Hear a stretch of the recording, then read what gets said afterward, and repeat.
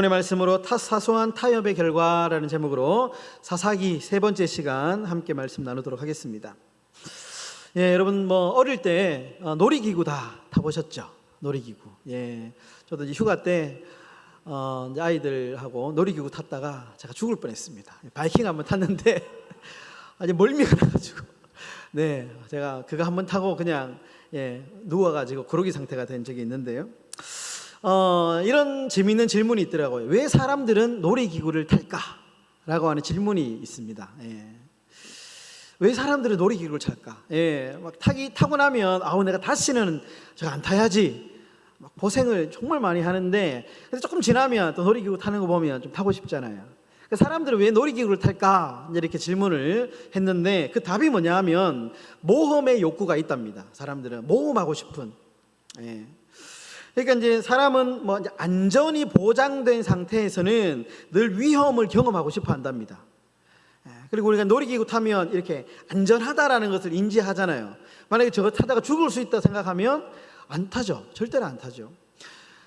저기 번지 점프 여러분도 아실 텐데요. 발목에 줄 하나 딱 묶어가지고 높은 곳에서 뛰어내리는 것. 내가 이거 뛰어내려도 안전하다 생각하니까 뛰어내리는 겁니다. 그러니까 안전만 보장되면 사람은 자꾸 모험을 하고 싶어 한다는 거죠. 그런 욕구가 사람 속에 있기 때문에 사람들은 이렇게 놀이기구도 타고 번지 점프도 하고 높은 곳에 비행기에서 뛰어내리고 이런 모험을 즐긴다라고 하는 어떤 책의 이야기를 본 적이 있습니다. 여러분 그리스 신화에 보면 여러 이제 신들이 나오거든요. 여러 이제 신의 다양한 신들이 등장하는데 그 신 중에 사이렌이라고 하는 신이 있습니다. 사이렌, 여신인데요. 아주 이제 사람을 유혹하는 신입니다. 이 이야기가 어디에 나오냐 하면 기원전 약 750년경에 호머라고 하는 사람이 이 오디세이라고 하는 소설을 쓰게 됩니다. 이 소설에 이 사이렌이라고 하는 이 여신의 이야기가 나옵니다. 아주 오래된 이야기죠. 이 영화로도 나오고 이런 이야기인데요. 이 사이렌이 뭐냐 하면 이 사이렌이라고 하는 이제 여신이 한 바위에 숨어 삽니다. 그러다가 이제 배가 이렇게 지나가면 자신의 황금으로 된 이 머릿결을 막 쓰다듬으면서 노래를 부릅니다. 근데 이 노래가 얼마나 아름다운지 매혹적인지 이 노래를 들은 사람들은 절대로 빠져나갈 수 없는 거죠. 그래서 그 노래 소리가 들리는 곳으로 배가 끌려가다가 결국에는 바위에 부딪혀서 난파하게 되고 사람들은 이 사이렌에게 목숨을 빼앗기는 사람을 유혹하는 신이 사이렌이랍니다. 이제 트로이 전쟁이 끝나고 집으로 귀향하는 오디세이 앞에 어김없이 사이렌이 등장합니다. 이 소설의 이야기인데요. 그런데 이 오디세이는 이 사이렌의 소문을 들었기 때문에 저 소리를 들으며 유혹에 빠지면 내가 죽을 수 있다라는 이제 이 두려움이 있습니다. 그런데 마음 한켠에 그 사이렌의 노랫소리가 너무 듣고 싶은 겁니다. 너무 아름답다라는 소문이 있으니까 내가 저 소리를 한번 들어보기는 들어봐야 되는데 이제 궁리를 하는 거죠. 궁리하다가 딱 아이디어가 떠올랐는데 자신의 몸을 이 돛대에 단단히 묶고 절대로 내가 저 노랫소리를 이제 들어도 내가 끌려가지 않겠다. 그러니까 귀는 열어놓되 자신의 몸을 돛대에 딱 묶습니다. 그리고 사이렌의 노랫소리를 딱 듣습니다. 소문대로 이 사이렌의 노랫소리가 너무 아름다운 거예요. 이 노랫소리를 들은 오디세이가 막 외치기 시작합니다. 내 몸을 밧줄에서 풀어라. 내 몸을 밧줄에서 풀어라. 막 소리치기 시작합니다. 그런데 다행히도 이 오디세우스는 자신의 몸이 돛대에 딱 묶여져 있었기 때문에 이 사이렌의 유혹에서 살아남을 수 있었던 것이죠. 여러분 제가 설교를 시작하면서 왜 이 오디세이의 이야기, 사이렌의 이야기를 하냐 하면 여러분 우리가 이 땅을 살면서 참 유혹이 많습니다. 여러 가지 크고 작은 유혹이 참 많은데요. 바울은 빌립보서에서 보면 세상의 유혹을 이기는 방법에 대해서 우리에게 말씀하고 있는데 빌립보서 3장 12절에 이렇게 말씀합니다. 오직 내가 그리스도 예수께 붙잡힌 바 된 그것을 잡으려고 달려간다. 이제 바울이 자신의 사명 이야기를 하면서 내가 유혹에 넘어가지 않은 단 하나의 방법이 있는데 그것은 내가 예수님께 붙잡혀 있기 때문에 그렇다. 예수님이 나를 붙잡고 있기 때문에 그렇다라고 이야기를 합니다. 세상의 유혹에 넘어가지 않은 방법이 뭐냐? 우리가 예수님께 단단히 붙잡혀 있으면 세상의 유혹에 넘어가지 않는다. 바울이 그렇게 이야기를 하는 것이죠. 그럼 갈라디아서에서도 바울이 예수 그리스도의 십자가에 우리를 못 박으라 이렇게 말하죠. 못 박으라라는 말이 단단히 묶으라 이런 말이거든요. 그러니까 우리가 세상에 넘어가지 않는 유일한 방법이 뭐냐 하면 십자가에 우리의 몸을 단단히 묶을 때에, 마치 방금 전에 말씀드린 이 오디세우스가 사이렌의 유혹에 넘어가지 않을 수 있는 유일한 방법이 뭐였냐? 자신의 몸을 돛대에 단단히 묶었을 때에 유혹에 넘어가지 않았던 것처럼 우리의 몸을 십자가에 단단히 묶으면 세상의 유혹에 넘어가지 않는다. 넘어가지 않는다. 그렇게 이야기를 하고 있습니다. 여러분, 복음과 교회 공동체에 우리의 몸을 단단히 묶으면 우리가 세상의 유혹을 넉넉히 이길 수 있습니다. 여러분, 예수 그리스도 십자가에 우리의 몸을 단단히 묶어서 세상의 유혹을 이기는 행복한 교회가 되실 수 있기를 주의 이름으로 축원합니다. 여러분, 오늘 본문은 세상의 유혹을 이기지 못하는 안타까운 이야기입니다. 이스라엘 백성들이 오늘 타협의 길을 걸어가고 있는 안타까운 모습을 보여주고 있습니다. 우리가 잘 아는 대로 이제 이스라엘 백성들이 40년 광야 생활을 거쳐서 젖과 꿀이 흐르는 가나안 땅으로 들어왔습니다. 그런데 여러분, 이들이 이 젖과 꿀을 먹을 수 있는 방법은 딱 두 가지입니다. 첫 번째, 그 땅에 살고 있는 가나안 주민들을 다 쫓아내는 겁니다. 완벽하게 깨끗하게 쫓아내는 것이 첫 번째 방법이었고요. 두 번째 방법은 뭐냐 하면 하나님의 말씀에 내 생각과 내 의지를 딱 묻고 철저하게 순종하는 것이었습니다. 이 두 가지 방법을 철저하게 이행했을 때 이스라엘 백성들은 가나안 땅의 젖과 꿀을 먹을 수 있었습니다. 그런데 문제는 이들이 철저하게 실패합니다. 제가 사사기 처음에 이야기할 때 사사기의 이야기는 실패의 이야기다 그렇게 말씀을 드렸습니다. 앞으로 이 이야기를 시작으로 해서 계속해서 실패의 이야기가 끊임없이 나올 겁니다. 이들이 가나안 주민을 철저하게 쫓아내지도 못했고 하나님의 말씀에 100% 신뢰하지도 못하는 이야기가 계속해서 등장할 겁니다. 여러분, 그런데 젖과 꿀이 흐르는 이 가나안 땅에서 이 실패의 사실을 잘 드러내주는 문장이 오늘 반복적으로 나타나는데요. 오늘 이 16절부터 마지막 절까지 쫓아내지 못했다라는 단어가 무려 한글 성경으로 8번 등장합니다. 쫓아내지 못했다. 쫓아내지 못했다. 이게 그냥 있는 단어가 아닙니다. 이 쫓아내지 못했다라는 말은 그들과 타협하면서 살았다.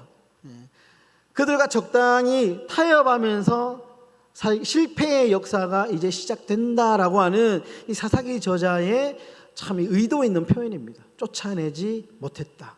쫓아내지 아니하였다. 이렇게 됩니다. 여러분, 그런데 오늘 본문을 보시면요, 왜 이 사람들이 쫓아내지 못했는지 좀 보면 인간적으로 이해되는 부분도 있습니다.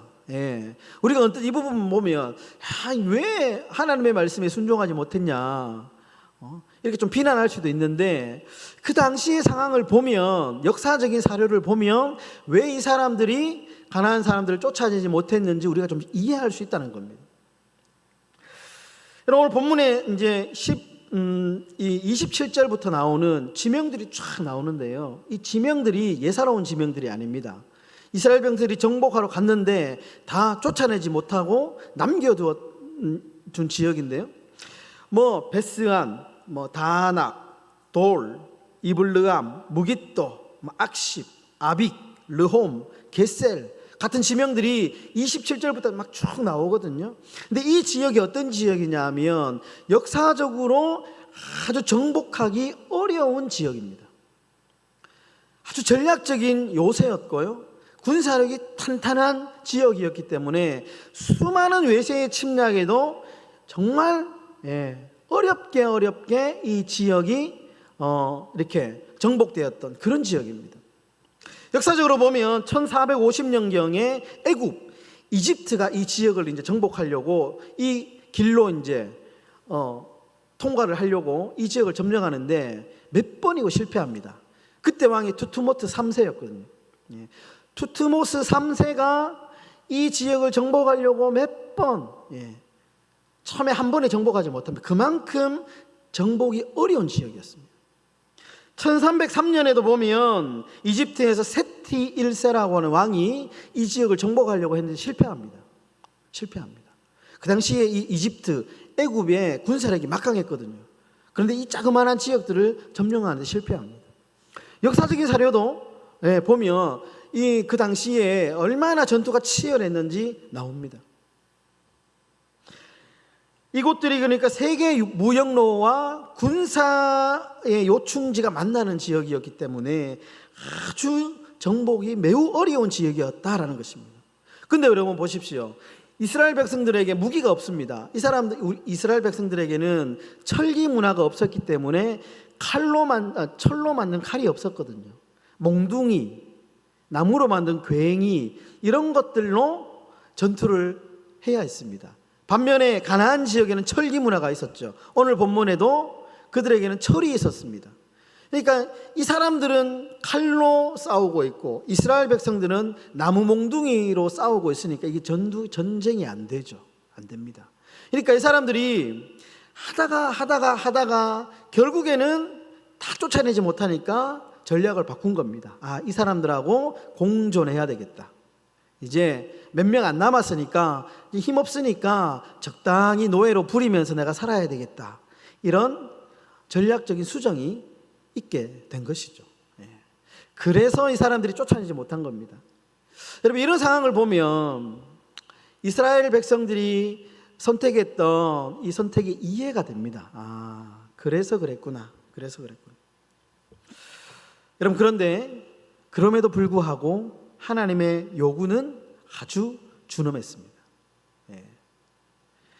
그럼에도 불구하고 이스라엘은 이들을 몰아내고 이 가나안 땅에 하나님의 나라를 건설해야 될 소명이 있었습니다.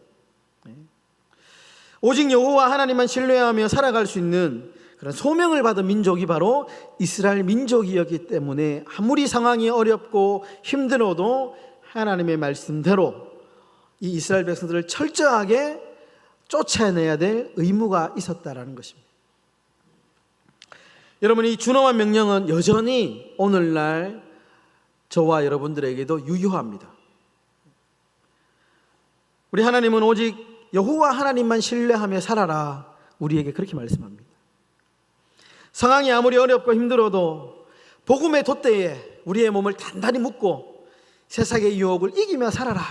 그렇게 오늘날 우리에게 여전히 하나님은 말씀하고 있습니다. 여러분 타협의 출발은 언제나 사소한 것에서부터 출발합니다. 처음부터 우리가 큰 것을 타협하는 것이 아니고 아주 작은 것에서부터 타협이 시작된다는 것입니다. 여러분 당시 이스라엘 백성들이 생각하기에는 아마 이런 생각이 있었을 것입니다.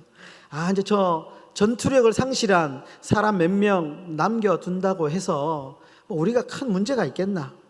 그래서 그 사람들 남겨둔 겁니다. 다 쫓아내지 않고 그들하고 함께 노예로 부리면서 살기 시작했습니다. 그런데 문제가 생깁니다. 바로 오늘 본문 뒤에 보면 사사기 1장 34절 한번 보십시오. 사사기 1장 여러분 성경책이 1장 34절에 보시면 이런 구절이 나옵니다. 아모리 족속이 단 족속을 산지로 몰아넣고 골짜기에 내려오기를 용납하지 아니하였다. 이렇게 나옵니다. 그러니까 아모리 족속이 그 당시에 가나안 땅의 포로로 잡혀있던 민족입니다. 그런데 단 자손 이스라엘 백성들이 이 아모리 족속을 노예로 부리고 있었거든요. 다 쫓아내지 않고. 그런데 이 세력이 점점 커지는 겁니다. 세력이 커져가지고 결국에는 어떻게 되느냐? 오히려 아모리 족속이 단족속을 골짜기에 몰아놓고 위협을 가하는 존재로 성장해 버린 겁니다. 괜찮겠지, 뭐 이 정도 하는 거는 괜찮겠지라고 생각했는데 문제가 터져버린 거죠. 오히려 큰 문제로 이 사람들이 이제 골칫덩어리가 된 겁니다. 사소한 것 하나 방치했을 뿐인데 결국에는 이 사소한 문제가 큰 결과를 가져오게 되었다라는 것입니다. 사소한 타협이 불러온 결과입니다. 여러분, 요한계시록에 보면 2장에 보면 이제 요한계시록 처음에 서두에는 아시아 7교회가 나오거든요. 그러면서 하나님의 칭찬과 책망이 나오는 부분이 있습니다. 7교회가 나오고 그 중에 버가모 교회라는 교회가 있습니다. 버가모 교회. 이 버가모 교회는 어떤 교회냐? 하나님께 이제 칭찬을 받는데 충성스러운 교회다. 충성스러운 교회다. 그 당시에 황제의 탄압으로부터 자신의 목숨을 버릴지언정 우리는 신앙을 버리지 않겠습니다. 아주 철저한 신앙을 가지고 지켰던, 믿음을 지켰던 교회입니다. 그래서 하나님께 그 믿음을 칭찬받습니다. 그런데 이 교회 안에 니골라당이라고 하는 이 이단이 서서히 침투해 들어옵니다. 그러면서 어떻게 공격하냐 하면, 야, 우상에게 바친 재물 그거 좀 먹어도 된다. 그거 문제 없으니까 먹어도 되니까 그거 이렇게 좀 허락해라. 교회의 지도자들에게 이렇게 이제 요구를 하기 시작합니다. 그러니까 뭐 바울도 보면 우상에게 바쳐진 재물 믿음이 좋은 사람 먹어도 되고 그거 별로 문제 없다고 하니까 처음에는 타협을 했습니다. 그거 뭐 먹어도 되니까 먹는 사람도 생기기 시작했습니다. 그런데 이 사소한 타협이 어떠한 결과를 가져오게 되느냐 하면 결국에는 음행을 하게 되는 우상 숭배로 이어지게 됩니다. 그래서 버가모 교회가 큰 시련을 겪게 됩니다. 그 구절이 어디에 나오냐 하면 요한계시록 2장 14절에 나옵니다. 제가 읽어드리겠습니다. 그러나 내게 두어 가지 책망할 것이 있나니 거기 내게 발람의 교훈을 지키는 자들이 있도다.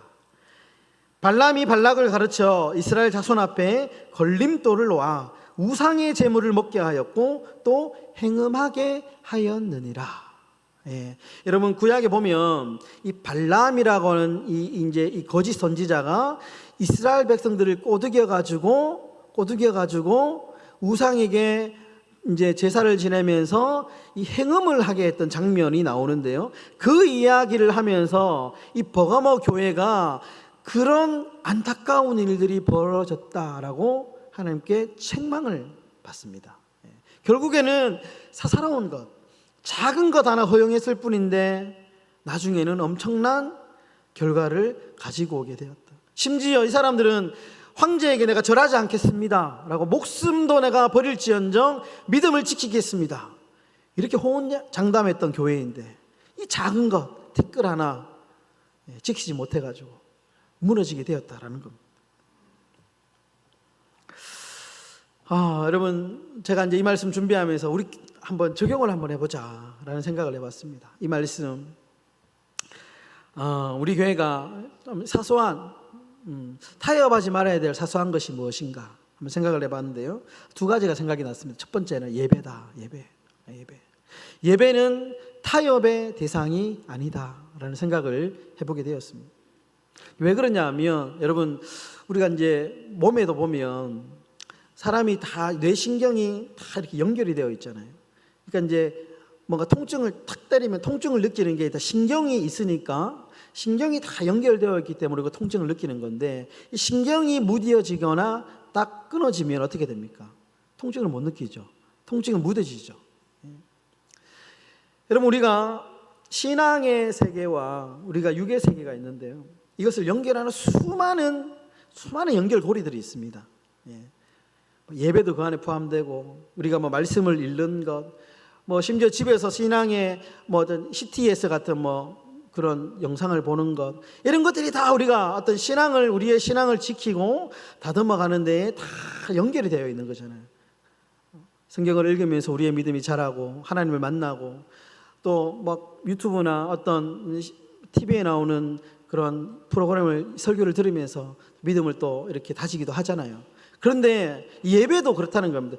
그 수많은 연결고리 가운데 특별히 이 예배라고 하는 연결고리는 매우 중요한데, 이 연결고리가 조금씩 무뎌지기 시작하면 어떻게 되느냐 하면 우리의 신앙이 서서히 통증을 느끼지 못하는, 감각이 무뎌진다는 겁니다.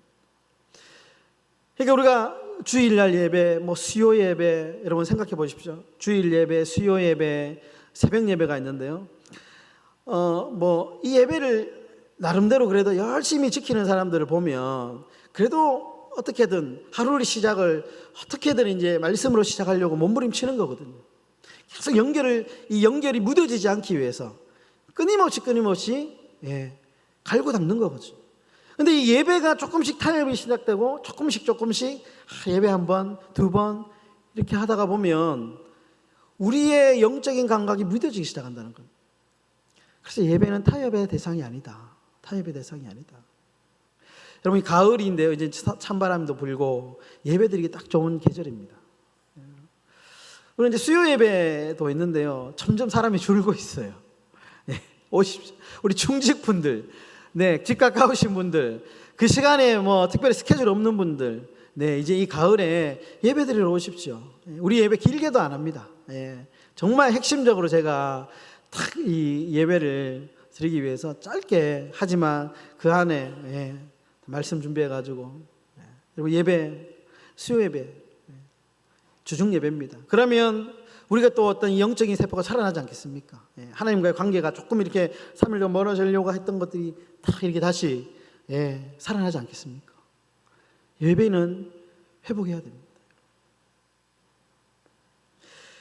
여러분, 두 번째로 제가 우리가 사소하게 생각하지 말아야 될 게 뭐냐, 타협하지 말 한마디의 말, 사소한 한마디의 말도 우리가 신중하게 해야 되겠다라는 생각을 해보게 됩니다. 사소한 말 한마디, 말 실수가 우리가 이 신뢰를 무너뜨리는 그런 단초가 될 수도 있다라는 겁니다. 특별히 교회는 공동체입니다. 부정적인 말, 비꼬는 말, 사기를 꺾는 말, 의심하는 말. 여러분, 좋은 말은 옮겨도 괜찮은데요, 좀 안 좋은 말은 웬만하면 옮기지 마십시오. 안 좋은 말은 이게 자꾸 불어가지고 괴물이 됩니다. 그래서 당사자에게 딱 들어갈 때는 그게 괴물이 되어서 딱 들어가기 때문에 상처받습니다. 이런 사소한 말 한마디가 교회 공동체를 무너뜨리는 단초가 된다라는 것이죠. 여러분, 처음부터 문 닫는 교회 없습니다. 예배가 소홀해지고 서로 간의 신뢰가 조금씩 무뎌지고 약해지고 무너지면 결국 교회는 서서히 병들게 됩니다. 그리고 그 교회 안에 이단이 침투합니다. 사단이 시험을 줍니다. 그러면서 교회는 결국에는 문을 닫게 되는 거죠. 여러분, 말씀을 정리하겠습니다. 여러분, 1대 29대 300이라는 법칙이 있습니다. 하인리히의 법칙이라는 법칙인데요, 1대 29대 300 뭐냐 하면, 한 사람의 사망자가 딱 이제 산업재해 현장에서 나타났다고, 공장에서 한 사람이 딱 죽었습니다. 그러면 그 이전에, 이 한 사람이 죽기 이전에 29명의 사람이 이 한 사람이 죽은 똑같은 원인으로 부상자가 생겨난답니다. 그리고 300명의 사람들이 그 이전에 그런 비슷한 경험들을 계속 위험을 감지한다는 것입니다. 1대 29대 300. 그러니까 큰 사고는 우연히 갑자기 생기지 않는다는 겁니다. 이것은 그 이전에 반드시 몇 차례의 경고가 있다는, 경미한 사고들이 계속해서 반복적으로 일어나다가 그 사소한 문제를 방치하면 결국에는 사망자가 생길 정도의 큰 사고가 생긴다는 것입니다. 여러분, 신앙생활도 마찬가지죠. 사소한 것들을 타협하면 결국 큰 사고가 터집니다. 내 신앙이 지금 흔들리는 것, 갑자기 흔들리는 거 아닙니다. 이미 사소하게 여긴 과거의 수많은 문제들이 조금씩 쌓여가서 지금의 내 신앙이 흔들리게 된 것입니다. 타협했기 때문에, 사소한 것들 타협했기 때문에 생겨난 결과다라는 것입니다. 여러분, 우리 행복한 교회는 세상과 타협하지 않고 정말 진리의 문제에 있어서는 우리가 결단코 세상과 타협하지 않고 오로지 주만 바라보며 걸어가는 우리 그런 행복한 교회가 되시기를 주님의 이름으로 축원합니다.